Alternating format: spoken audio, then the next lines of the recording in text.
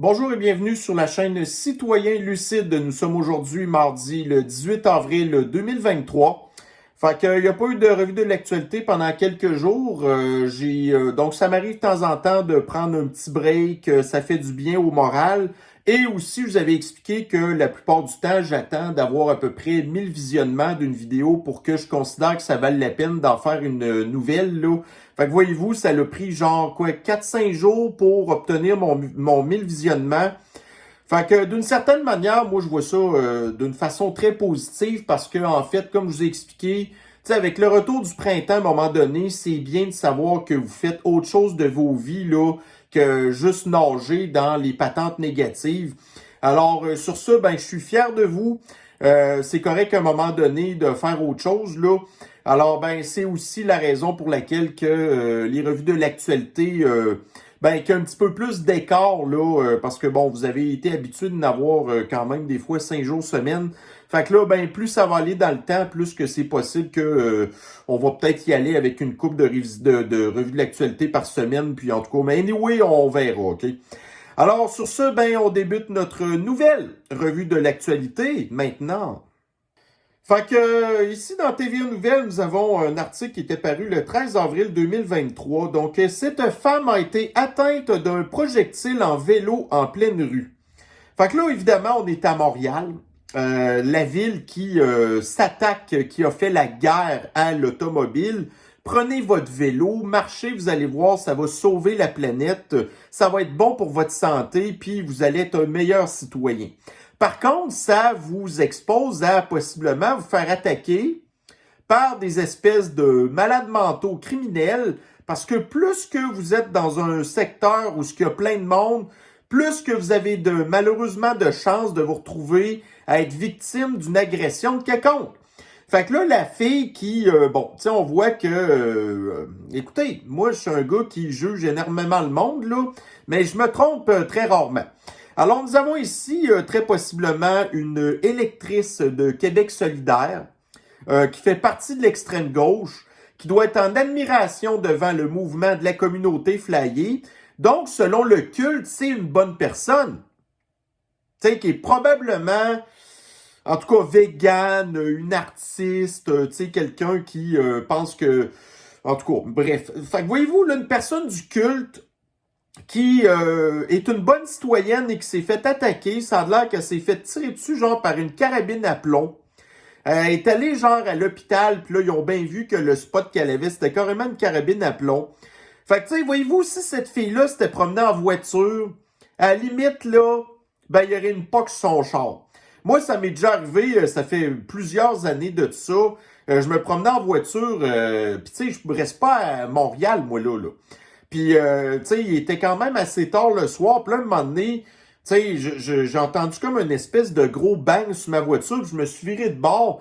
Puis je me suis rendu compte que je m'étais fait tirer une balle de paintball sur mon char, là. Fait que c'est sûr que moi, j'étais très en tabarnak parce que je suis quelqu'un qui fait très attention à mes véhicules, genre. Mais là, au moins, j'étais dans ma voiture. Si j'avais été en vélo puis que je m'étais fait tirer dessus, j'aurais pu être blessé quand même gravement.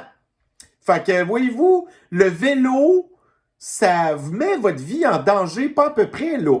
Puis je ne sais pas si d'ailleurs c'est là-dedans que j'ai un autre article. Non, fait que ça veut dire que je vais l'avoir un petit peu plus tard dans ma revue de l'actualité. Mais pour l'instant, poursuivons. Donc ici, journal du Pakistan. Donc, tramway, 43% plus cher que prévu par la ville de Québec pour les rames. Fait que ça, c'est toujours le minimum. Que quand le gouvernement fait quelque chose, ça coûte au moins 2 fois plus cher que ce qui avait été anticipé. Fait que là, hier, il y a eu une rencontre à la ville de Québec, OK, avec les élus pour essayer un petit peu d'expliquer le projet de tramway.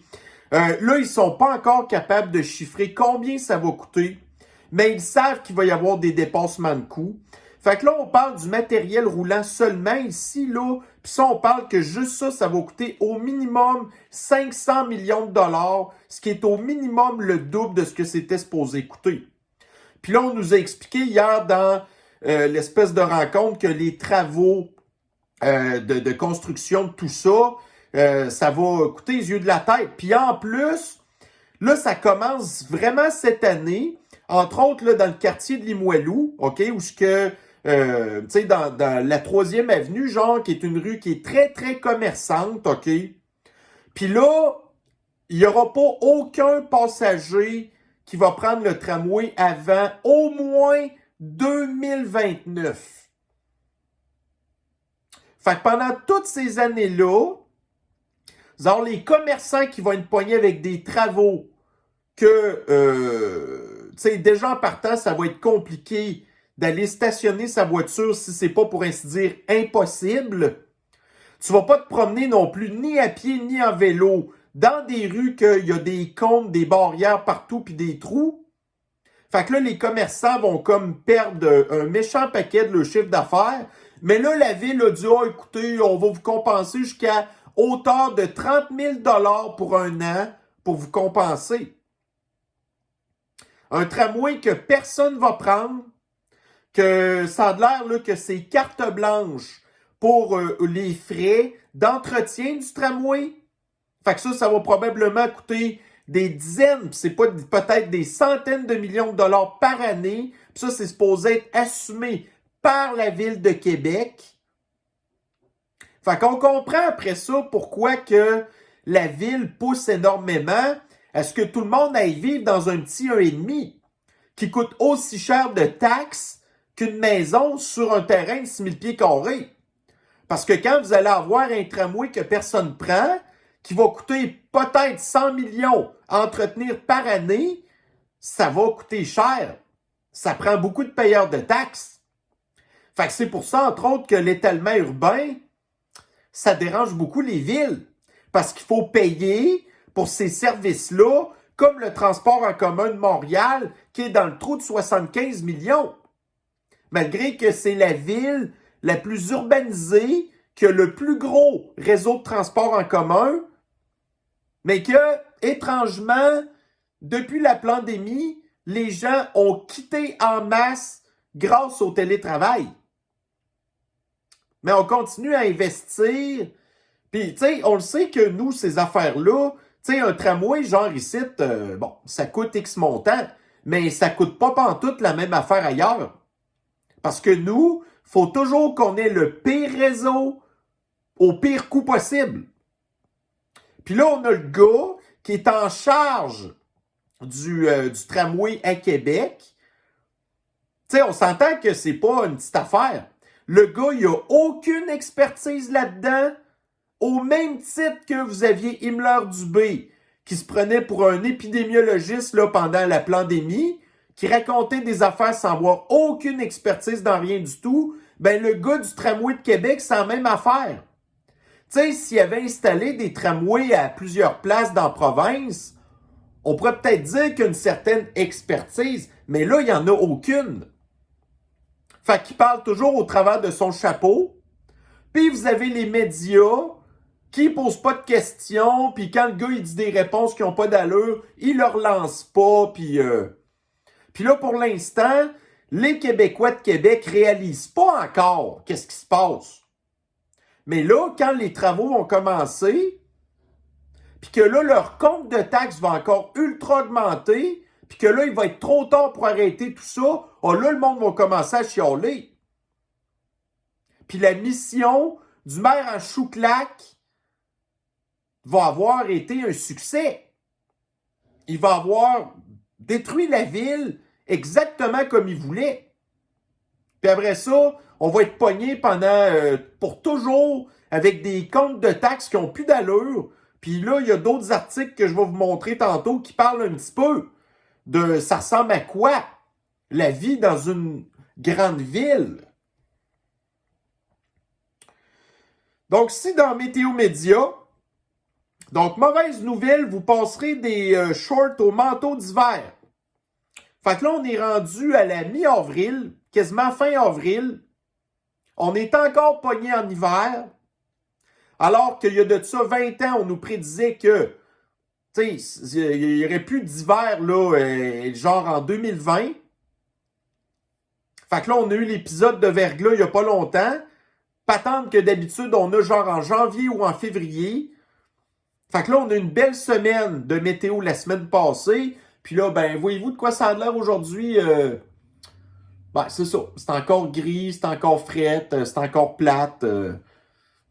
Bon, puis il y a encore sûrement des places que de la neige, là. Fait que, en tout cas, merci au réchauffement climatique de refroidir notre climat. Bon, fait que si, toujours, sondage débile léger, donc, on a tenté le pouls un petit peu de l'électorat du Kanistan. Alors, c'est toujours le statu quo. Le Parti conservateur un petit peu en avance sur les intentions de vote. Les grandes villes qui votent toujours pour Trudeau. Vous avez les femmes qui privilégient Trudeau. Vous avez les jeunes qui hésitent entre le NPD puis Trudeau. Puis vous avez toujours le Québec attardé qui continue à supporter majoritairement le Bloc québécois. Fait que s'il y avait des élections demain matin, on aurait exactement le même gouvernement qu'on a maintenant. La presse. Donc, Berlin demande à Pékin d'intervenir auprès de Moscou pour arrêter le conflit au Pays du Poudré. Fait que de plus en plus, le Pays du Poudré se retrouve pas mal tout seul, là. À part les États-Unis, puis le Kanistan, qui continue d'envoyer de l'argent puis des armements au bout, là, ben là, vous avez de plus en plus de pays européens qui commencent à être tannés. Là, vous avez en Allemagne, ils ont fermé leurs 3 derniers réacteurs nucléaires qui étaient le seul moyen pour eux d'avoir de l'énergie propre et fiable. Fait que là, il leur reste quoi? Des centrales au charbon, puis des cochonneries de coupe-gorge pour oiseaux, puis des panneaux solaires fabriqués en Chine que t'es jamais capable de garder. Voyez-vous, une journée comme aujourd'hui qui fait gris, là, un panneau solaire va produire 25% de l'électricité que vous attendriez d'avoir. Mais votre demande en électricité est toujours la même. Fait que là, l'Allemagne a des gros problèmes. Tu sais, qui est le poumon industriel de l'Union européenne, ben là, sa priorité, ça devient de plus en plus ces affaires-là économiques. Fait que le conflit au Pays du Poudré commence à être tanné, là. Puis quand on a vu aussi les papiers du Pentagone qui ont coulé dans les réseaux sociaux dans les dernières semaines, qui nous expliquaient qu'en fin de compte, ben le Pays du Poudré était possiblement vraiment en train de perdre le conflit, là.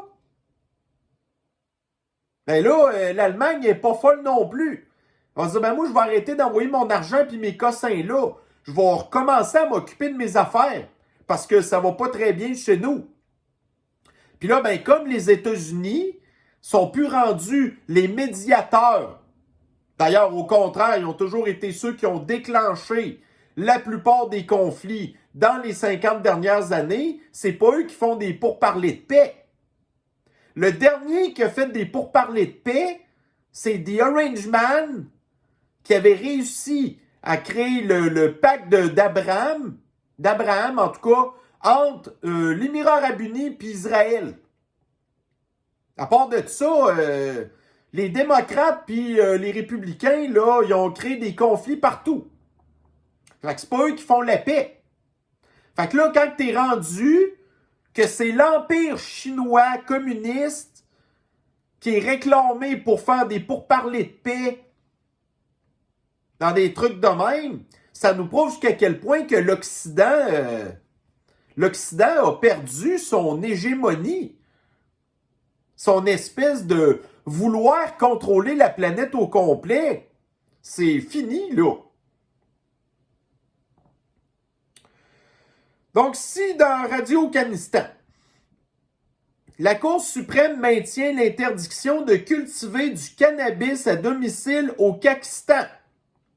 Fait que c'est pourtant dans la loi de Trudeau de dire que tous les citoyens kanistanais ont le droit de faire pousser 4 plants de pot chez eux. Mais là, ici au Kanistan, étant donné qu'on est le seul endroit qui a établi que le pot devait être vendu dans un monopole géré par l'État qui est la SQDC, qui achète son pot en plus dans des entreprises qui ont été financées par le gouvernement et qui ont maintenant des graves problèmes financiers. Fait que le Kakistan avait aucun intérêt à ce qu'on fasse pousser notre pot chez nous. Parce que imaginez-vous comment est-ce que ça n'aurait pas été très très bon pour les ventes du monopole de la SQDC qui vend ses produits pas mal plus chers que le marché noir qui existe encore. Fait que là, la Cour suprême, il y a une loi fédérale qui dit des affaires parce que le pot, c'est une drogue, puis c'est légiféré par le Code criminel. Fait que ça, le Code criminel, c'est de compétence fédérale. Là, le fédéral a légiféré que faire pousser du pot, c'était plus criminel. Mais le Kanistan l'a interdit. Fait que là, vous avez la Cour suprême qui s'est ingérée dans une compétence provinciale, qui s'est ingérée dans une compétence fédérale. La Cour suprême aurait déjà même pas dû entendre la cause. Ou au contraire, même dire à la province du Kakistan, la loi, c'est la loi. Mais, étant donné qu'on vit dans un système d'injustice qui accumule maintenant, toutes les affaires qui se tiennent plus de bout, là, ben c'est ça que ça donne. Ici, dans le Journal de Montréal, donc, le téléphone cellulaire dès l'âge de 3 ou 4 ans a un avantage. Alors là, ici, vous avez je le dis, entre guillemets, des experts qui disent que si c'est bien fait, ça peut être bon pour les enfants puis leur développement. Dans le genre, OK, si c'est bien contrôlé, si c'est utilisé avec des applications éducatives, patati patata, ça peut être bon. Mais nous, on le sait qu'en pratique, c'est pas ça qui se passe. Les enfants passent leur temps là-dessus. Les enfants deviennent abrutis. Ça diminue leurs contacts sociaux avec leurs parents, avec leurs amis. Puis en plus, ils regardent plein de maudites niaiseries. Fait que là, vous aviez ici, dans le magazine Maclean et dans le CNN, donc, gardez vos enfants loin des écrans selon des experts. Et des experts disent que le temps passé devant les écrans de iPad, c'est mauvais pour les enfants. Fait que vous avez la science du culte et vous avez la véritable science qui sont en conflit. Fait que la science, là, c'est pas une patente immuable, là. C'est genre, c'est toujours une question d'interprétation, puis de c'est qui est en arrière des études, c'est qui les paye, puis c'est quoi, la mission en arrière de l'étude qu'on prépare les conclusions. Fait que la science, là, regardez, moi, vous allez avoir des gens d'un côté qui vont vendre leur cochonnerie en disant « Oh, moi, j'ai la science de mon bord », puis moi, j'ai l'autre bord, la science de mon bord aussi, qui dit complètement le contraire. Fait que des études scientifiques pour prouver des trucs, c'est tel que tel. Ça dépend à quoi est-ce que vous croyez. Mais moi, je pense que quand on regarde les troubles de l'enfance maintenant, puis que ça correspond énormément avec l'apparition puis la banalisation des écrans, je pense que c'est assez facile de tirer des conclusions sans avoir besoin d'avoir été à l'université ou de recevoir des centaines de milliers de dollars du gouvernement pour faire des études bidons. Ici, dans Radio-Kanistan. Donc, la Banque mondiale pose la première pierre de sa réforme. Fait que la Banque mondiale, ça, c'est une autre organisation mondialiste, occidentale, postcoloniale, néocoloniale, raciste qui, en fait, veut promettre de prêter de l'argent, admettons, à des pays en voie de développement, tant et aussi longtemps qu'ils investissent leur argent, pas pour améliorer, ou rattraper le retard sur, admettons, notre révolution industrielle qu'on a eue. Parce qu'il y a un pattern logique là-dedans. Ça a commencé avec le charbon, après ça, ça a été le pétrole, après ça, ça a été le gaz. Écoutez, en Afrique, ils sont encore au charbon ou bien, tout simplement, ils n'ont pas de courant pantoute. Fait que là, le step normal, c'est d'avoir du pétrole.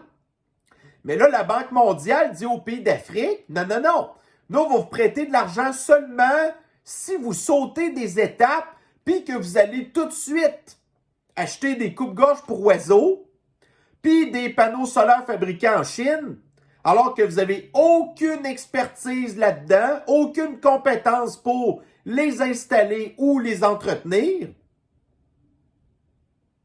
Puis là, en plus, c'est quoi? L'Afrique, c'est quasiment 2 milliards d'habitants. Imaginez-vous, ça serait quoi leurs besoins en énergie s'ils étaient prioritaires sur les coupes-gorges pour oiseaux et les panneaux fabriqués en Chine? Nous, on pourrait attendre longtemps maudit avant d'avoir les nôtres. Fait que, donc, la Banque mondiale qui fait des menaces, on ne vous donne pas d'argent.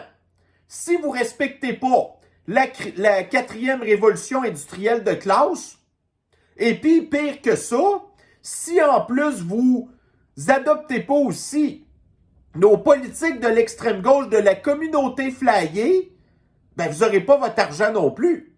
Vous allez être sanctionné. Mais l'Afrique à cette heure, ben s'est rendu partenaire de l'Empire soviétique et de la Chine. L'Afrique en a plus rien à foutre de l'Occident. On a vu les dernières visites de Macron. Macron, là, en Afrique, s'est fait virer de bord partout ce qui était. Tu sais, les Africains ont dit, là, vous les Français, arrêtez de vous ingérer dans nos affaires. Donc, si dans la presse, soins de santé au Nunavik, 150 logements pour contrer la pénurie de personnel. Fait que là, on est dans le Grand Nord, avec les Premières Nations qui, ne savent plus comment s'occuper d'elles-mêmes, qui est probablement une des populations au Afghanistan qui a le plus de problèmes de santé per capita, parce que, regardez, ils font pas attention à leur santé. Fait que là, c'est nous, les Blancs, qui sommes envoyés dans le Grand Nord pour prendre soin des communautés autochtones. Fait que là, il manque de logements. Fait que là, il va être temps que les Premières Nations, au lieu de... en tout cas, ça serait peut-être important de les... en tout cas, inciter fortement, premièrement, à aller à l'école, hein? Parce que s'ils vont pas à l'école, on coupe ton chèque. Comme ici, on fait avec les gens qui sont sur le BS, à un moment donné, ça peut arriver que s'ils déterminent que vous êtes apte à travailler, puis que vous le faites pas, on coupe votre chèque. Fait que dans un souci de société équitable, on devrait faire la même affaire avec les Premières Nations. Fait que tu es apte à aller à l'école. On a besoin de gens dans le système de l'antisanté, pas pour aller travailler à Montréal, mais pour s'occuper de votre population. Ça prend des infirmières, ça prend des médecins. Puis en plus, dans un souci de vouloir sauver la planète, là, ben de trimballer tout le temps des Blancs pour aller dans le Grand Nord en avion, ça fait des gaz à effet de serre. Là, si vous avez vos infirmières puis vos médecins sur place, ben ça va aider à diminuer les gaz à effet de serre. Fait qu'il va être temps que les groupes environnementaux terroristes commencent à aller voir les communautés autochtones pour leur dire, vous là, vous allez devoir faire votre part aussi pour sauver la planète et sauver votre population. Tu sais, là, puis les logements, c'est qui vous pensez qui construit ça? Est-ce que c'est eux? Mais non! C'est nous. Encore. Fait qu'on paye pour les logements, on paye pour toutes ces affaires-là. Puis, tu sais, on paye pour les services publics qu'ils reçoivent. Puis en plus, on leur envoie le chèque de BS qui fait qu'en bout de ligne, ça leur scrape encore plus leur santé. Puis c'est nous, après ça, qu'il faut aller s'occuper d'eux. Ben de la misère avec ça. Bon, ici dans la presse. Donc, gaz à effet de serre. Les émissions au Afghanistan repartent à la hausse. Fait que là, ici, on a un beau petit graphique où ce qu'on voit qu'en 2020, à cause des confinements, ben, les émissions de gaz à effet de serre ont beaucoup diminué. Mais là, on est rendu en 2023. L'économie est quand même pas bonne, là. Mais je veux dire, les activités sont pas mal revenues quasiment à la normale. On produit même pas en gaz à effet de serre ce qu'on produisait en 2019. OK? On a baissé nos émissions de gaz à effet de serre de, je pense, c'est 9%. Voyez-vous qu'est-ce que ça l'a pris au Afghanistan pour baisser de seulement 9% nos émissions de gaz à effet de serre? On s'est retrouvé pendant des mois de temps avec le fascisme sanitaire où ce que les entreprises étaient toutes fermées. Puis ça l'a fait baisser de seulement 9% nos émissions de gaz à effet de serre. Et le Afghanistan, c'est le 10e émetteur de gaz à effet de serre de la planète. Imaginez-vous. Ça représente 1,6% des émissions de gaz à effet de serre. Fait que même si on baissait nos émissions de 40%, comme ils veulent, là, ça veut dire qu'en bout de ligne, on va représenter quand même à peu près 1% des émissions de gaz à effet de serre. Fait qu'on va avoir sauvé quoi? 0,6% ou même pas, c'est 0,4% en tout cas. Puis on va avoir scrappé notre économie de 40%. Puis on a vu quel impact que les confinements pour faire baisser l'économie de 9%, ça l'a eu sur nous, là. Notre économie qui est sur le respirateur artificiel, qui n'est pas branché dans le mur, qui est sur la batterie, puis que la batterie, là, il est écrit 10%, ça clignote. Notre économie est rendue là, là.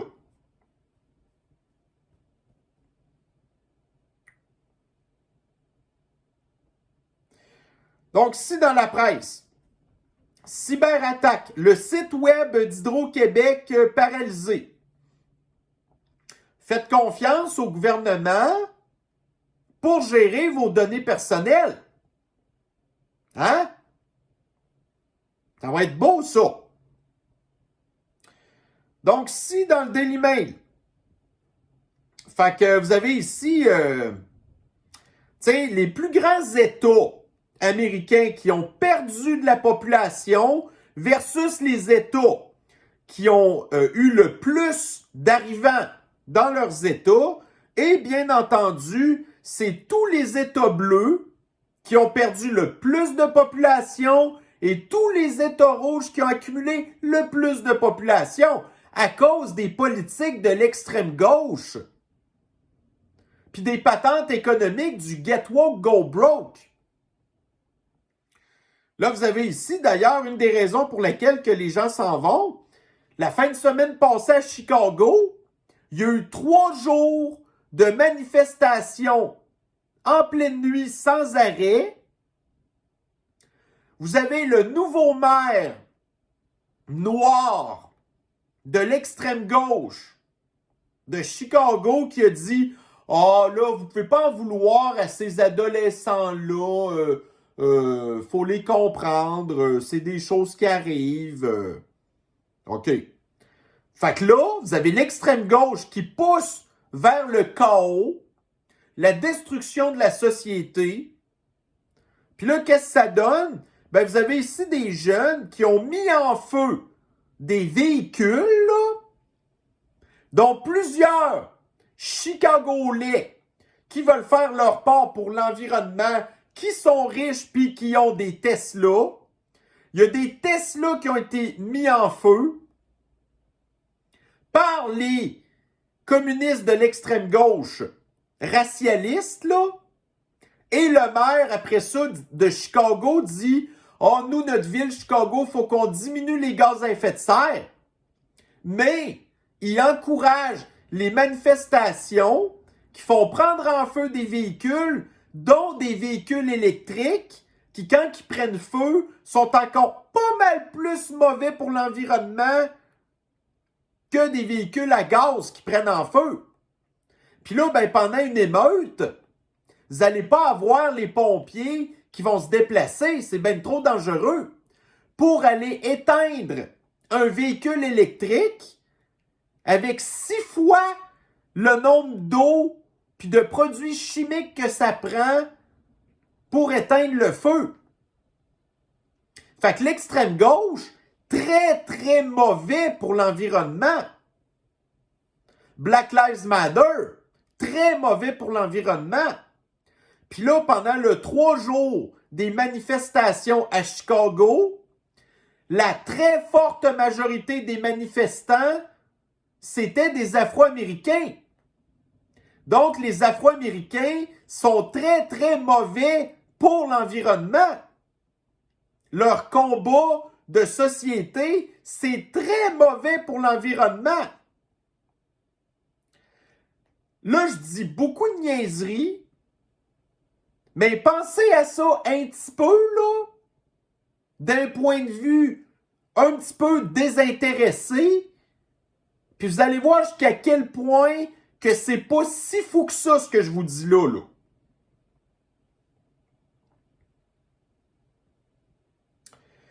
Bon, ici, dans le journal Métro, au Kazakhstan, les hospitalisations dues à des accidents de vélo ont augmenté de 20% entre 2020 et 2021. Fait que plus qu'on va abandonner nos voitures, plus qu'il va y avoir des accidents de vélo. Tu sais, on le sait qu'il y a beaucoup de conducteurs qui sont des très mauvais conducteurs.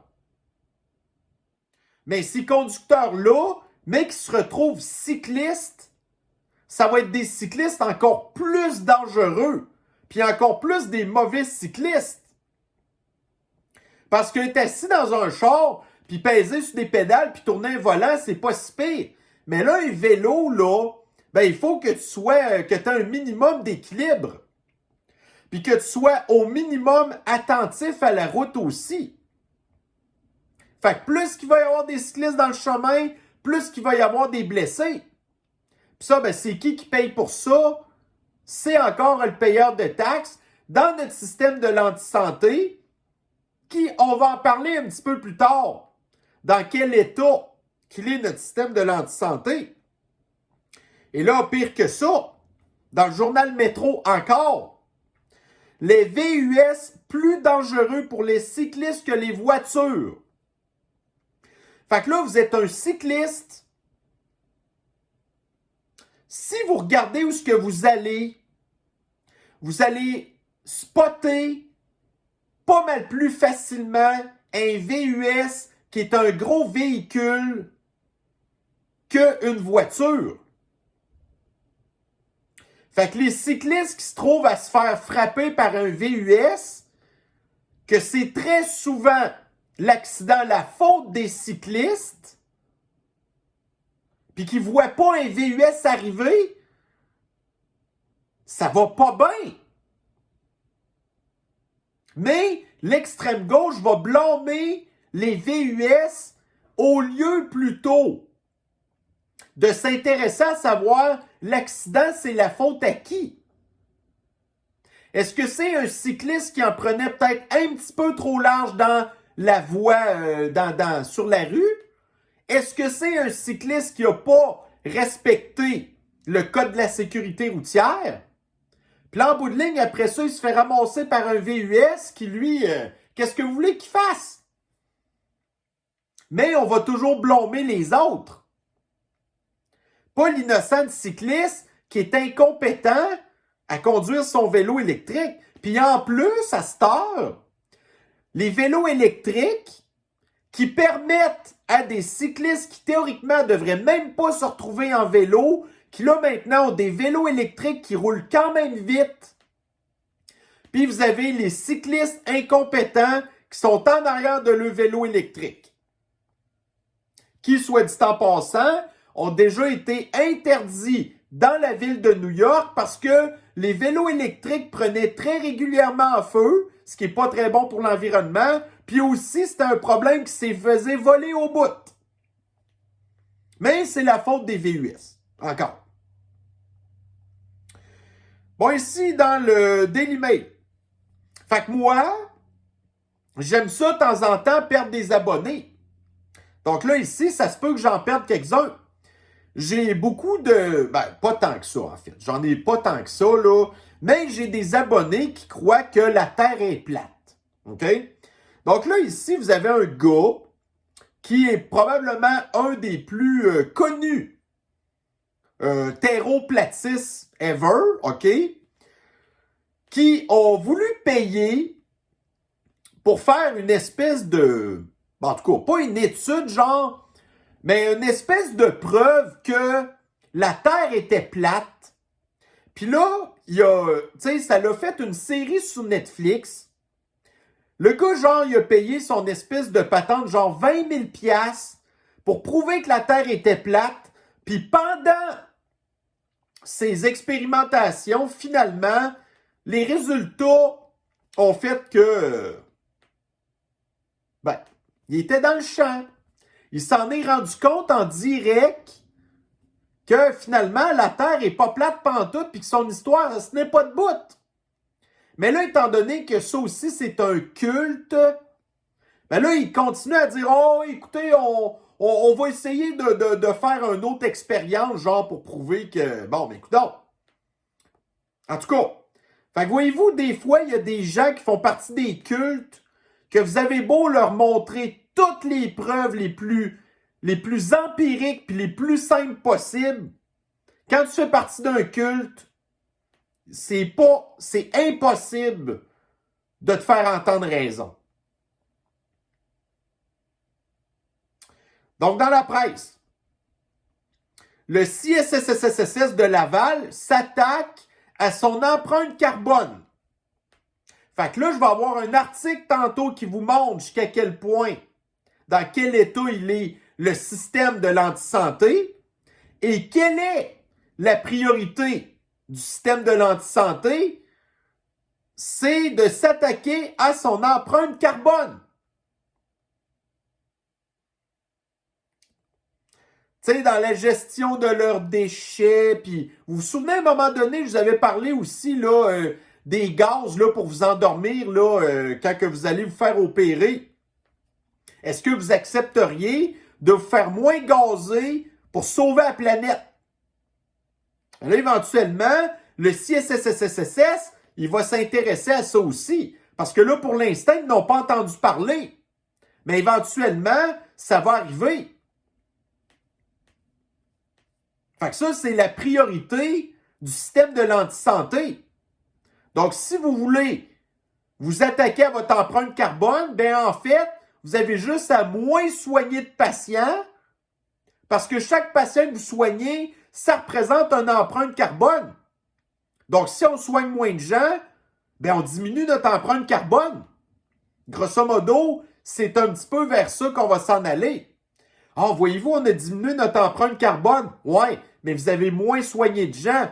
Oh, ça, il ne faut pas le dire. Tu es un complotiste. Bon, ici, dans le Libération. Donc, la Pologne et la Hongrie n'accepteront plus le blé du pays du poudré. Donc, le pays du poudré ne fait pas partie de l'OTAN et il ne fait pas partie de l'Union européenne. Un des avantages, qui est un désavantage sur d'autres affaires, c'est que quand vous faites partie de l'Union européenne, genre, vous ne pouvez pas vous charger de taxes puis de droits de douane quand les produits se promènent d'un pays à l'autre. L'Ukraine ne fait pas partie de l'Union européenne. Donc, théoriquement, quand que leurs produits arrivent en Union européenne, sont supposés charger, sont supposés se faire, en tout cas, payer des droits de douane. OK?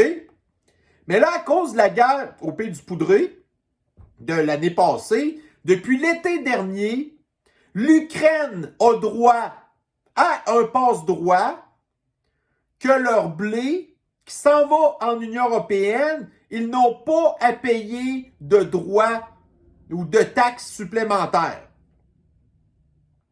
Fait que là, vous avez d'autres pays de l'Union européenne qui produisent du blé aussi. Mais là, à cause de toutes sortes de raisons, leur blé coûte plus cher que celui du pays du poudré. Fait que là, la Hongrie et la Pologne sont pas contents. Ils veulent plus accepter le blé du pays du poudré. Mais étant donné que l'Union européenne est une dictature qui impose à ses membres des politiques en violant leur souveraineté, ben là, l'Union européenne est en vierge contre la Pologne puis la Hongrie, puis ils veulent les réobliger à réimporter le blé du pays du poudré, ce qui est totalement injuste parce que en Ukraine, là, vous n'avez pas du tout les mêmes normes environnementales que vous avez, admettons, en Union européenne. Ça, c'est quelque chose que le pays du poudré n'a pas encore compris.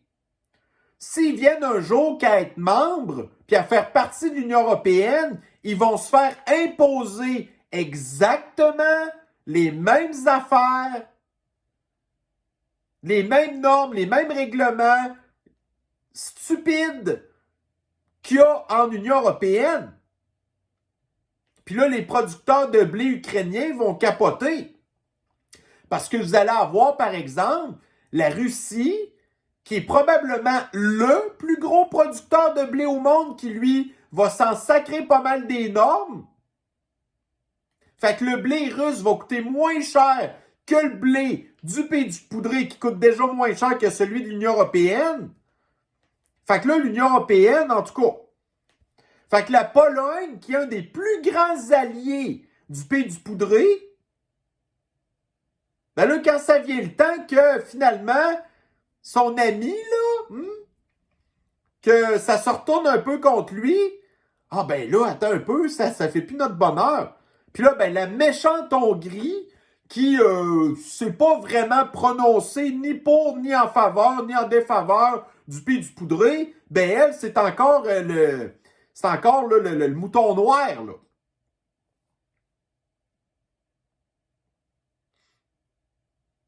Voyez-vous, les pays qui ont le plus souffert de ces importations à bas prix, car sans droit de douane, ce qui donne une idée de ce qui attend l'Union européenne lorsque l'Ukraine y aura adhéré.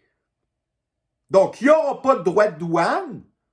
Fait que là, le blé ukrainien, il va envahir l'Union européenne. Puis là, vous avez d'autres pays producteurs de blé qui vont être complètement défavorisés par rapport au blé ukrainien qui coûte beaucoup moins cher. Donc, lorsque l'Ukraine y aura adhéré, ce sont la Pologne, la Bulgarie et la Roumanie. Ça, c'est des pays des Balkans qui vont pas super bien, là. Ils n'ont pas besoin d'avoir en plus une espèce de compétiteur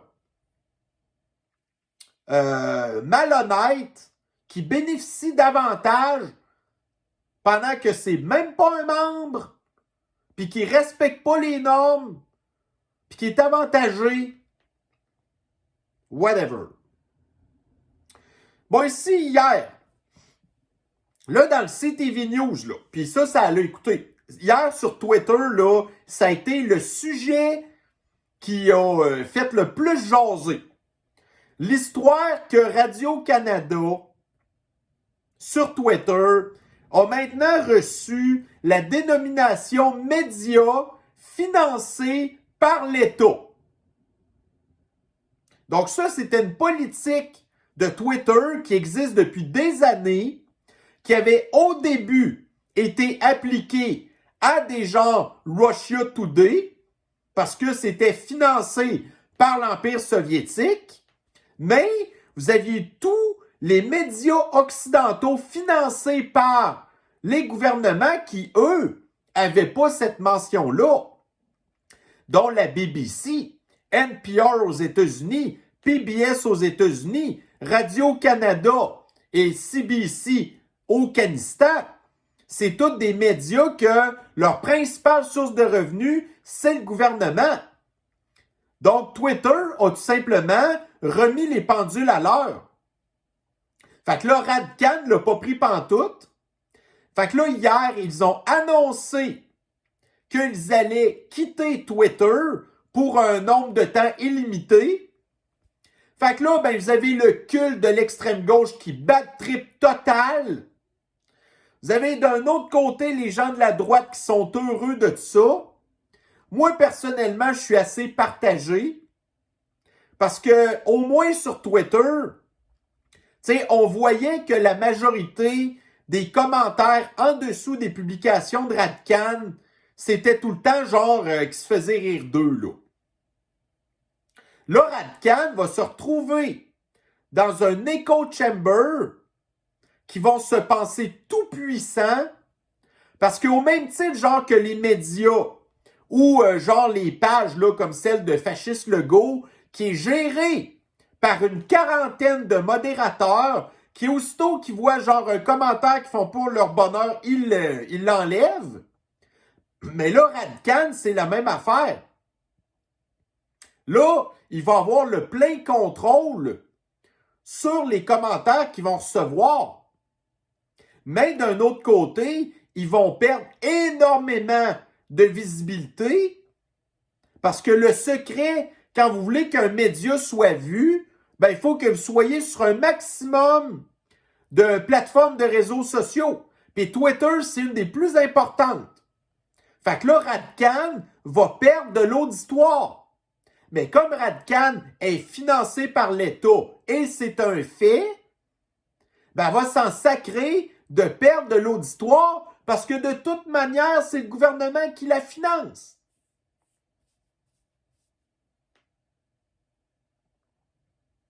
Alors là, ici, dans BFM TV, ça va pas bien chez nos cousins français. Fait que là, hier, vous avez Macroute qui a fait un discours d'une quinzaine de minutes pour appeler le peuple français à une période de 100 jours d'apaisement, d'unité, d'ambition et d'action. Là, c'est l'été qui commence en France. C'est pendant l'été qu'il y a le plus de mouvements populaires, d'émeutes, de trucs violents. Mais étant donné que Macroute, lui, vit sur une planète à part, où ce que dans chacun de ses déplacements, il y a genre une cinquantaine de policiers qui le suivent partout avec ses véhicules blindés, ben lui, il se rend pas compte que ça va pas bien, ses affaires. En tout cas, pas sûr que son espoir que ça va arriver comme il veut.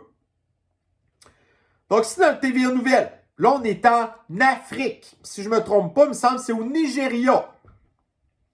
Tournoi d'échecs, un homme porte un niqab pour jouer chez les femmes. Fait que le gars, il a eu le temps de jouer 3 parties avant qu'une juge se rende compte que, il y avait des souliers de gars dans les pieds puis qu'il était un petit peu trop carré pour finalement se rendre compte c'était qui l'imposteur. Mais l'extrême gauche devrait être contente de ça. Écoutez, un homme qui se prend pour une femme, qui porte un signe ostentatoire religieux, le niqab, parce que, on sait que l'islam a un privilège auprès de l'extrême gauche. Donc là, cet homme-là a accumulé les privilèges. Puis là, le truc, c'est que, bon, écoutez, là, je fais de la plus pure spéculation. On sait que dans les sports, les hommes, pour la plupart des sports, ils ont un avantage physique certain. Moi, ce que j'aimerais savoir, c'est, bon, si on prend le champion mondial masculin d'échecs et qu'il doit contester contre la championne d'échecs mondiale, tu sais, le cerveau d'un homme puis le cerveau d'une femme va pas avoir les mêmes stratégies, là. Fait que, tu sais, vous avez peut-être déjà vu, genre, la série sur Netflix, maudit, je me souviens pas comment elle s'appelle, mais c'est vraiment une bonne série, là. Tu sais, la fille, genre, c'est comme une championne d'échecs pis des trucs de même. C'est super bon, mais c'est de la fiction. Est-ce que dans la réalité, ça se passerait comme ça? Je le sais pas. Mais là, si le champion masculin d'échecs mondial décide du jour au lendemain qu'il est une femme, puis qu'il s'en va jouer chez les femmes, on verra, là. Mais ça, c'est de la spéculation. Il n'y a encore aucune étude scientifique qui a prouvé ou non prouvé. Qu'est-ce que je pense peut-être que, tu sais. Bon, ici, dans la presse. Donc, investir 150 millions de dollars dans Olimel était la bonne chose, pense le flibustier de pirate de Fitzgibbon. Fait que là, encore hier, avant-hier, on a appris que Olimel va fermer un autre abattoir de porc. Fait que, voyez-vous là, la fermeture de l'abattoir de porc de Vallée-Jonction, la 5e fermeture d'une installation d'Olimel en quelques mois est désolant pour les 994 travailleurs touchés.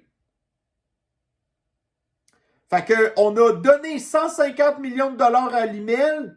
Comment qu'on se fait remercier?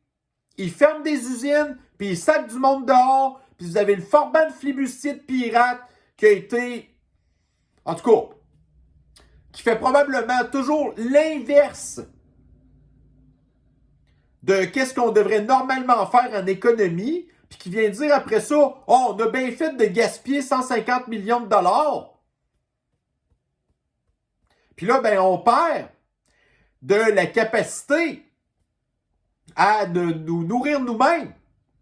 Donc, une des meilleures façons de diminuer nos émissions de gaz à effet de serre, ben, c'est d'arrêter d'importer des affaires qui viennent de loin. Genre des murs du Chili. OK? Si on produit nos murs souvent chez nous-mêmes, ben, on va sauver beaucoup de gaz à effet de serre. Ben, pareil avec le porc. Fait que là, vous avez l'extrême gauche qui dit « Oh, le porc, pauvres animaux, ils souffrent. » Entre parenthèses, ils ont oublié, par exemple, de savoir qu'il y a une étude qui a prouvé maintenant que les végétaux souffraient aussi quand on les coupait. Bon, on ferme la parenthèse. Fait qu'on oublie ça. Fait que là, on va pas manger du porc qui vient de chez nous. Mais non. On va plutôt importer des végétaux qui viennent de l'étranger, puis qu'en bout de ligne, leur empreinte carbone est aussi pire, sinon pire, que celle des porcs qu'on fait chez nous. Ah oui, mais là, on va pouvoir faire pousser des affaires ici en hiver dans des serres. Est-ce que vous avez une idée de la consommation d'électricité que ça a une serre? Tu sais, vous connaissez l'expression chauffer le dehors, là. Ben, une serre, c'est exactement ça que ça fait. Sauf que c'est pas mal plus gros qu'il n'y ait qu'une fenêtre ouverte, là. C'est pas bien bon pour l'environnement, ça non plus. Mais, c'est ça. Fait que Fitzgibbon, lui, il est content d'avoir encore gaspillé un autre 150 millions par-dessus toutes les autres 150 millions qu'il a gaspillés. Bon, vous avez ici dans le True North. Fait que là, vous avez l'espion chinois de l'Agence de l'antisanté du Kazakhstan qui déclare maintenant que la crise climatique fait partie, au même titre que la suprématie blanche, le capitalisme, le colonialisme et le racisme, que ça avait un effet systémique négatif sur la santé.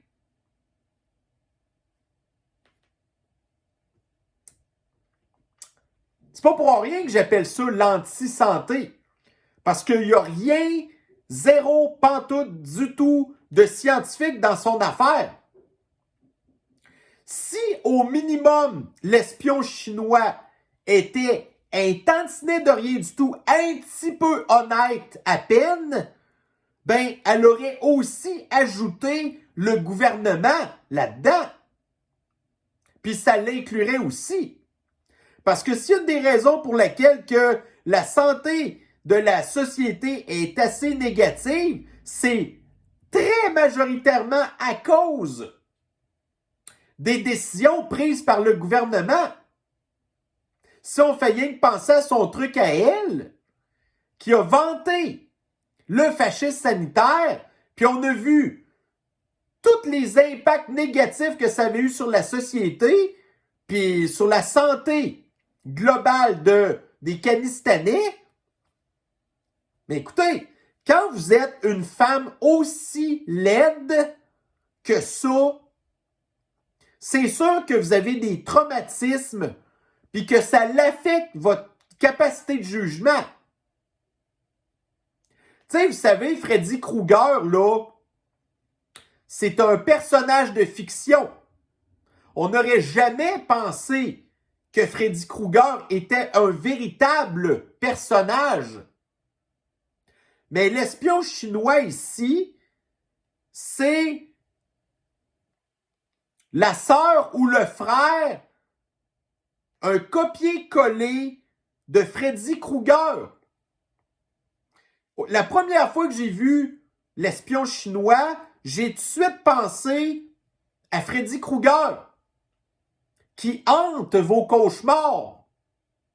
Alors que l'espion chinois, elle, est le cauchemar. Bon, ici, dans The End Wokeness, donc vous avez ici le maire de l'extrême gauche de New York, Eric Adams, qui est un Afro-Américain qui a déclaré la guerre à la viande et aux produits laitiers, qui est le meilleur moyen d'obtenir les meilleures protéines pour entretenir votre corps. Là.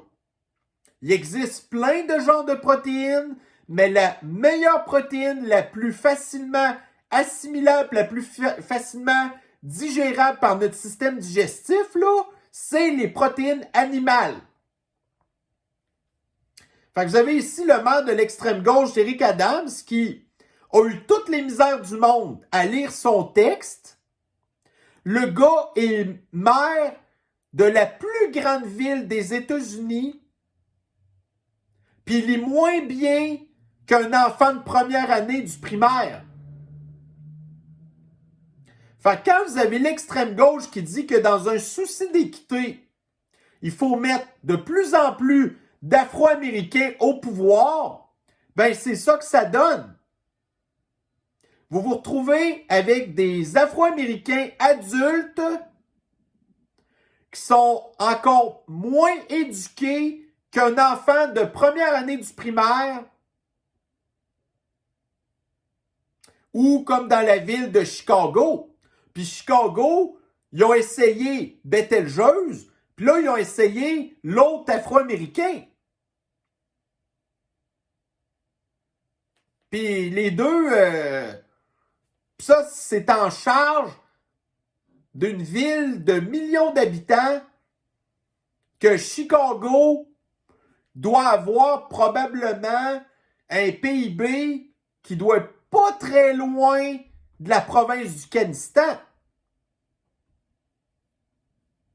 Puis vous avez un évadé du zoo qui est en charge de la ville. Fait que vous avez ici un article du Daily Mail qui était paru à l'automne 2022 qui nous explique comment est-ce que la diète végane, que c'était pas du tout bon pour votre santé, que vous pouviez avoir des problèmes d'os, des problèmes d'anémie, de la perte de cheveux, des problèmes de dépression, des problèmes d'attaque. Fait que vous avez ici un gars qui est même pas capable de lire. Expliquez-lui après ça la science de la nutrition. Ça dépasse un petit peu pas mal, je pense, ses capacités intellectuelles extrêmement limitées, qui sont probablement juste bonnes à se gratter le derrière puis à éplucher certains fruits. Alors ici, bon, fait que là, vous allez dire, là, tu as été très méchant avec la communauté afro-américaine. Ben là, à ce temps, on va être très, très méchant avec la communauté blanche. Vous avez ici le modèle d'un homme blanc idéal selon l'extrême gauche de 2023. Et là, vous avez ici The Clown World qui nous demandait de commenter la publication que vous voyez ici à l'écran, qui se passe de commentaires. Alors là, vous avez bien sûr une collection de mimes qui nous font bien rire. Celle-là, c'est quand même très bon. Donc, vous avez deux photos de décolleté féminin où ce que vous avez ici le pain à l'ail, et vous avez après ça, l'espèce de transgenre qui représente le pain sans gluten et qui peut contenir des noix. Très bon. Mais ça, c'est encore un mime de la droite, hein? Et ça, c'est lui qui m'a fait probablement le plus rire. Le personnage là, dans Le Seigneur des Anneaux, là, l'espèce de d'orque, en tout cas, bref, puis maquillé en plus, imaginez-vous. Vous avez ici le modèle de Barbie démocrate. Vous avez ici le Bonjour Lucifer.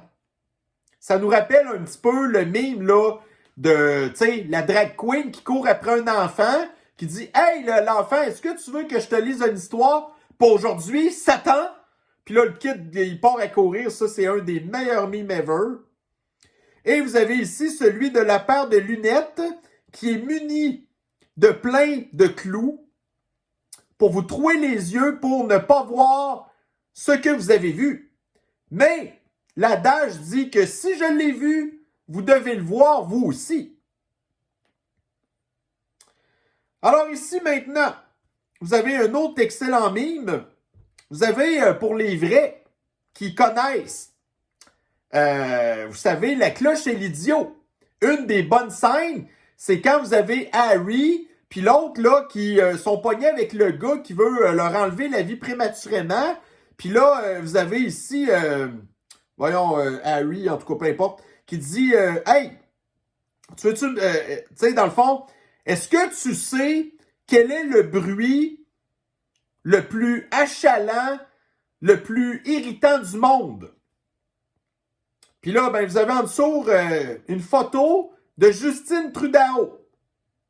Effectivement, aussitôt que Justine s'ouvre la boîte, là, vous avez la tête qui va exploser. Parce que c'est probablement la patente la plus agressante, le bruit le plus agressant que vous aurez jamais entendu. Bon, vous avez ici dans Radio-Canistan. Fait que moi, Radio-Canistan a décidé d'abandonner Twitter. Mais moi, même si j'aime pas Radio-Canistan, je suis quand même capable d'avaler de travers un petit peu, mais de continuer d'utiliser les niaiseries qu'ils disent. Fait que là, ici, ils sont tout contents de faire un article genre sur une compagnie immobilière qui a construit genre des grosses tours à condos puis des grosses tours d'appartements où ce que le chauffage d'immeuble est moins polluant et moins énergivore grâce aux boucles thermiques. Fait que là, dans l'article, on nous explique toutes les espèces de cochonneries qu'ils ont installées, des systèmes qui coûtent les yeux de la tête, que ça a pris des années à la compagnie immobilière pour, au minimum, rentabiliser leur patente, OK? Puis là, j'ai été voir sur le site de l'entreprise immobilière en question le genre d'appartement qu'ils offraient. Alors là, ici, vous avez dans le projet Zéphyr, au 2e étage, il vous offre un beau c'est un... Ouais. En fait, c'est un 4,5 pour la modique somme de 1 515 $ par mois. Chauffé, éclairé, climatisé, stationnement intérieur. Donc, un 4,5 qui ne vous appartient pas pour 1 515 $ par mois. Et c'est à Beauport. C'est pas en plein centre-ville de Québec, là. C'est à Beauport. Ensuite, nous avons ici dans le projet Sirocco. Donc, vous avez encore un 4,5 pour 1 867 $ par mois. Vous avez ici dans le complexe Alizé. Ça, c'est encore un 4,5 pour 1 543 $ par mois.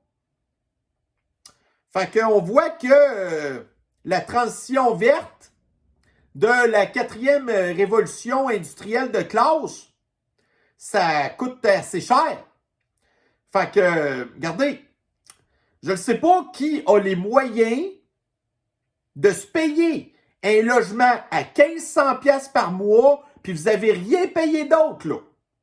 Vous n'avez rien mis dans le frigo, puis même si vous avez un stationnement intérieur, là, ben vous n'avez même pas encore payé votre char.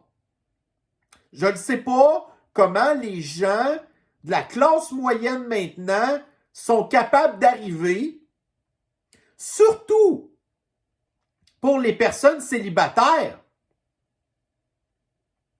Après ça, vous avez des gens qui se mettent en couple puis qui aménagent ensemble quasiment tout de suite, ce qui est totalement un non-sens, mais étant donné que le monde n'a tellement pas d'argent, puis après ça, ils s'en vont s'embarquer dans un truc de même qui est pas mal contrôlé par aussi le promoteur immobilier.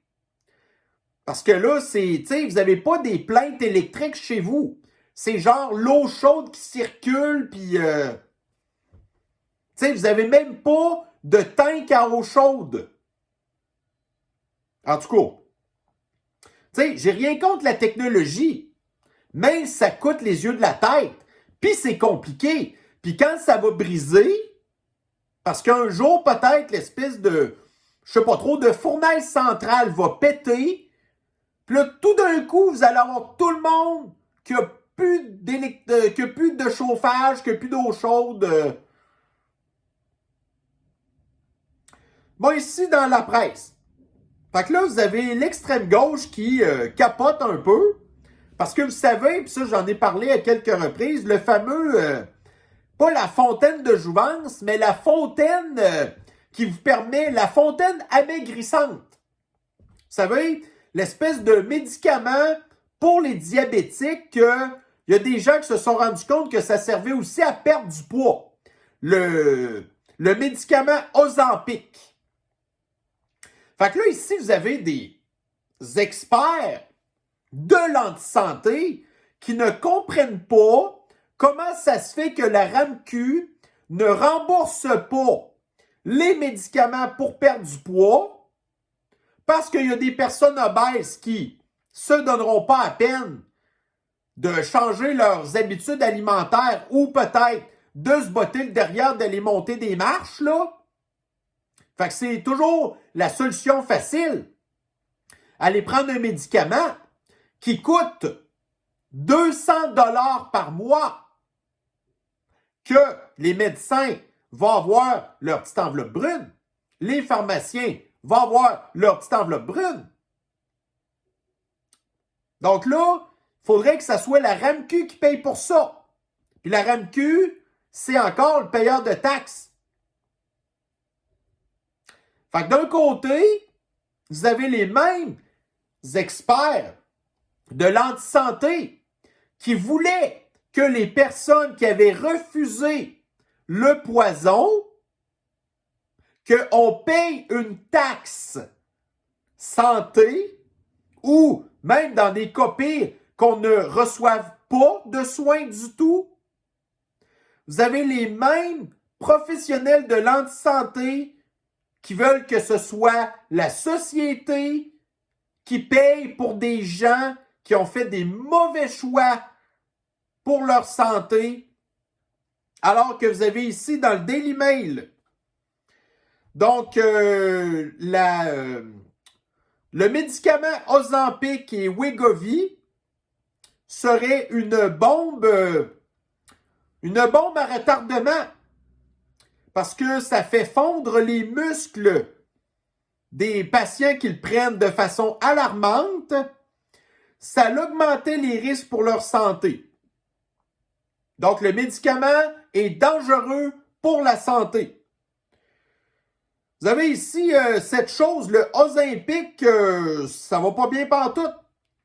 Fait que là, il dit que ça pouvait avoir des impacts sur vos émotions, puis que ça pouvait provoquer, genre, des humeurs changeantes. Fait que c'est pas bon pour votre physique, c'est pas bon pour votre mental. Vous avez ici, toujours dans le Daily Mail, que on se demande s'il faudrait peut-être pas que l'Agence de l'antisanté dompe, en fait, le médicament Ozempic, là, parce que ça avait des effets secondaires comme des problèmes de nausée, des problèmes de diarrhée, que ça n'était pas du tout un miracle, parce que aussitôt que vous arrêtez de prendre le médicament, puis le médicament, là, vous ne pouvez pas prendre ça toute votre vie. Je pense que vous pouvez le prendre pendant une couple de mois, puis après ça, il faut que vous arrêtez de le prendre. Fait que, aussitôt que les gens arrêtent de prendre le médicament, ben ils reprennent quasiment tout de suite leur poids qu'ils ont perdu. Parce que le médicament, de la façon qu'il fonctionne, c'est juste qu'il vous coupe la faim. Fait que quand vous enlevez le médicament, il vous redonne votre faim. Puis si vous n'avez pas changé vos habitudes, bon. Fait que c'est ça. Donc vous avez ici des professionnels de l'antisanté qui sont des professionnels de l'antisanté. Bon, ici, parlant d'antisanté, là, on est dans l'époque time. Donc vous avez ici que, encore, vous savez combien d'études qui ont prouvé que la guenille était pas efficace, que c'était dangereux pour la santé, bref. Mais là, c'était toutes des études séparées, différentes.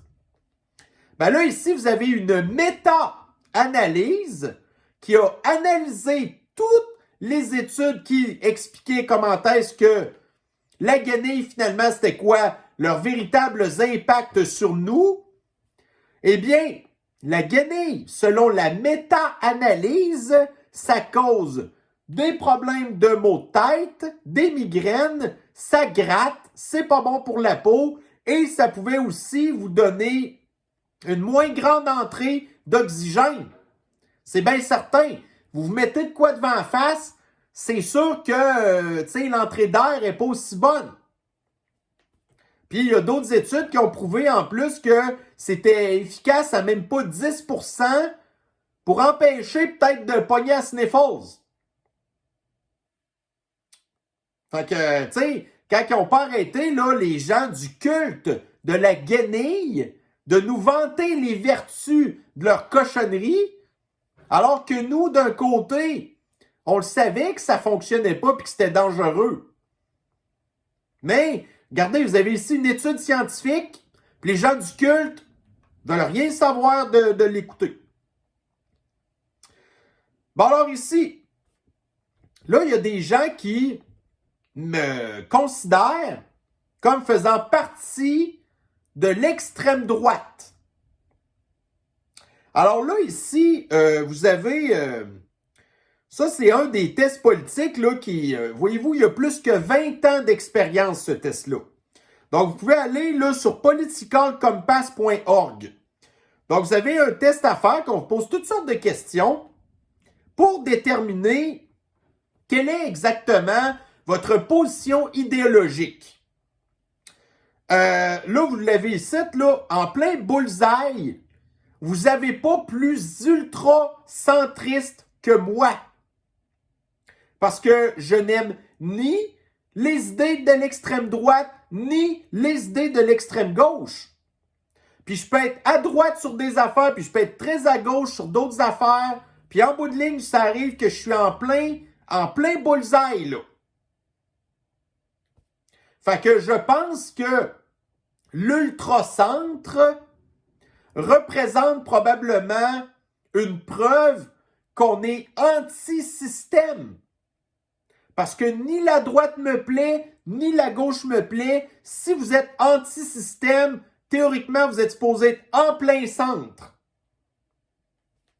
Puis là, en plein centre, ça veut dire qu'on veut rien savoir de se faire gérer par le gouvernement ou une idéologie ou un culte quelconque. Fait que, tu sais, en tout cas. Alors ici, vous avez dans le Radio de Montréal, Journal de Montréal. Alors ça, c'est le genre de patente, comme je disais dans mon commentaire, que j'aime pas vraiment faire parce que c'est un petit peu du potinage. Mais quand j'ai lu quand même l'article un matin, donc agression sexuelle, la victime d'Harold Lebel est la mairesse de Longueuil, Catherine Fournier. OK? Catherine Fournier, là, c'est une communiste de l'extrême gauche. Elle est ultra woke. Mais quand j'ai vu ça un matin, ben, tu sais, écoutez, j'ai eu énormément de compassion pour elle. Fait que là, dans l'article d'aujourd'hui, on n'explique pas c'est quoi qui est arrivé. On fait rien que dire qu'Harold Lebel, en tout cas, il va peut-être faire de la prison, des trucs de même. Fait que là, je me suis dit, c'est quoi qui est arrivé? Fait que là, j'ai trouvé un autre article ici qui paraissait de l'automne passé. Donc, Harold Lebel, coupable d'agression sexuelle. Fait que là, écoutez, si ça vous intéresse de savoir qu'est-ce qui est arrivé, je vous invite à aller lire cet article-là. Mais la petite Catherine Fournier, ça n'a pas été le fun, qu'est-ce qui lui est arrivé. Donc, les faits sont arrivés apparemment en 2017, pendant une rencontre à Rimouski. OK? Puis après ça, là, moi, sur le coup, je me suis rappelé que, évidemment, Catherine Fournier, c'était une péquiste. Et Harold Lebel était aussi un député péquiste, qui était beaucoup aimé par ses électeurs péquistes. Donc, les affaires sont arrivées en 2017, puis c'est seulement en 2019 que Catherine Fournier a quitté le caucus du PQ. Puis Harold Lebel, c'est un gars du PQ. Fait que là, il y a eu, pendant presque 2 ans, le PQ qui a voulu probablement étouffer l'affaire. Et d'ailleurs, un truc que j'ai pas partagé non plus ici, je me demandais si Harold Lebel, nous allons faire une recherche en direct, Harold Lebel, puis je vais écrire, voir pour me faciliter les affaires, genre exclu caucus PQ. Donc, il est exclu du caucus péquiste le 15 décembre 2020 à la suite d'accusations d'agression sexuelle. Le PQ a couvé Harold Lebel pendant 3 ans. Catherine Fournier s'est retrouvée toute seule là-dedans, pas du tout supportée par son crise de parti de mononcle sale. Moi, là, quand je pense à un péquiste, là, je pense à un Harold Lebel. Un espèce de mononcle dégueulasse qui était un bonhomme dans la cinquantaine, peut-être plus bedonnant, qui s'en va cruiser la petite fille dans la vingtaine qui est cute, puis qui abuse de son autorité pour y faire des affaires de même. Puis le PQ a couvé ça pendant 3 ans. Les procédures judiciaires qui suivent l'amènent à ne pas se représenter à l'élection suivante. Harold Lebel exclut du caucus du PQ le parti sous le choc. Puis probablement aussi ses électeurs qui apparemment l'aimaient, qui auraient continuons à voter pour lui, puis qui n'auraient pas cru Catherine Fournier, qu'on parle pas juste si on parle d'une tape ses faufounes, là. C'est pas mal plus que ça. Mais les électeurs du PQ, qui est un culte comme un autre, vous auriez les vieux calices de boomers, qui sont l'électorat du PQ, qui aurait préféré supporter un des leurs, un vieux Christ de mononcle cochon péquiste qui taponne. Une fille genre 30 ans plus jeune que lui, genre. Puis elle, pauvre petite chouette, qui est dans la politique, qui est un carcan ultra protégé, elle a été obligée d'endurer ça pendant 2 ans, puis le PQ pendant 3 ans qui ont couvert le vieux Christ de dégueulasse. Ouais. Fait que le PQ mérite de disparaître, hein? Bon, ici, justement, le système de l'antisanté. Fait que vous avez la priorité du CSSSS de Laval qui est de réduire son empreinte carbone pendant que ici, les urgences sont débordées. 18 heures d'attente sur une civière en moyenne au Kakistan, du jamais vu depuis 15 ans. À l'automne dernier, le sinistre de l'antisanté a créé une cellule de crise pour améliorer la situation dans les urgences. Fait que 8 mois plus tard, force est de constater que les bénéfices tardent à se faire sentir. Par ailleurs, 24% des patients, c'est 1 sur 4, passent plus de 24 heures sur une civière avant d'avoir un lit à l'étage ou un congé. La cible gouvernementale est de 0. Pire encore, 7,4% des usagers passent plus de 48 heures sur une civière. Une statistique qui a plus que doublé en 4 ans. Et ça serait bien de savoir aussi depuis la pandémie et le délestage. Certains patients qui ont des problèmes complexes passent jusqu'à 10 jours à l'urgence avant d'avoir leur congé. Et qui a voté pour le continuum? Les personnes qui, actuellement, se retrouvent à l'urgence et qui supportent des Harold Lebel parce que c'est un bon monsieur. Ça, là, c'est exactement, en tout cas, une des raisons pour lesquelles on est dans notre société d'Astor, c'est à cause de la génération actuelle de voteurs qui nous a mis dans cette situation-là. Mais on n'a pas fini d'écœurer le monde. Fait que là aussi, vous avez dans l'Union européenne, encore le gouvernement non élu, qui adopte la réforme du marché carbone pour accélérer la réduction des émissions de gaz à effet de serre. Fait que c'est quoi leur moyen? Taxer. Taxer les entreprises, taxer les particuliers, taxer les propriétaires de buildings, taxer les automobilistes, taxer. C'est leur seul moyen de diminuer le gaz à effet de serre. C'est de scraper l'économie, c'est de nous appauvrir, de tout nous envoyer dans des banques alimentaires, puis quand on va tout être rendu à soupe populaire, on va avoir sauvé la planète. Puis pour sauver la planète, quand vous allez vous présenter à l'hôpital, ben on va pas vous soigner. Puis après ça, on va vous transformer en compost pour aller nourrir les criquettes qu'on va manger. Ça va être beau, hein? Bon, ici, Radio Canistan. Les Trudeau en vacances chez de riches donateurs de la Fondation Trudeau. Donc, vous avez ici,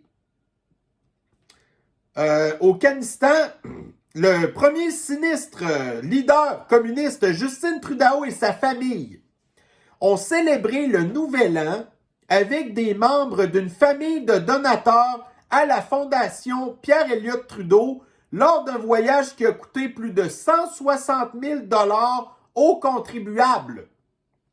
Cette somme de 160 000 $ n'inclut pas les coûts liés à l'utilisation de l'avion Challenger de la Défense nationale. La GRC a engagé plus de 115 000 $ de frais pour assurer la sécurité de Justin Trudeau, qui était pourtant sur une espèce de resort ultra protégé de gens qui font partie de l'élite d'ultra riches, donc il n'y avait absolument aucun danger pour sa sécurité. Mais la GRC, ça nous a quand même coûté 115 000 $.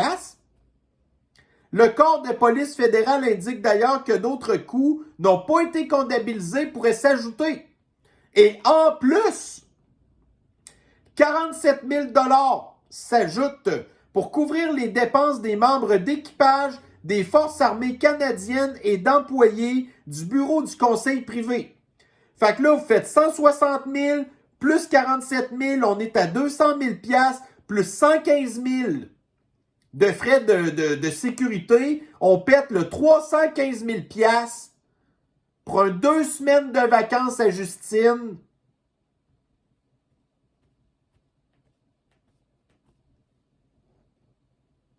Puis après ça, nous, les Canistanais, on doit réduire nos émissions de gaz à effet de serre de 40 %. Puis lui, après ça, ça coûte 12 000 $ par mois d'épicerie.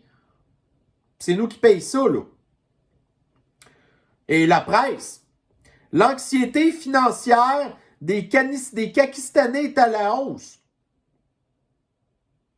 L'alimentation constitue la principale préoccupation des Québécois, nous apprend une enquête, alors qu'un répondant sur 5 aurait vécu au moins un épisode d'insécurité alimentaire dans les derniers mois. Des difficultés à manger. Pendant que vous avez Trudeau qui s'en va gaspiller plus de 315 000 $ pour aller dans le sud, sur notre bras.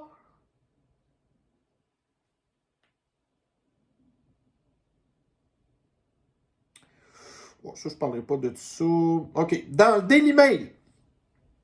Donc, vous avez ici un étudiant aux États-Unis, là, un étudiant sur 4 du primaire et du secondaire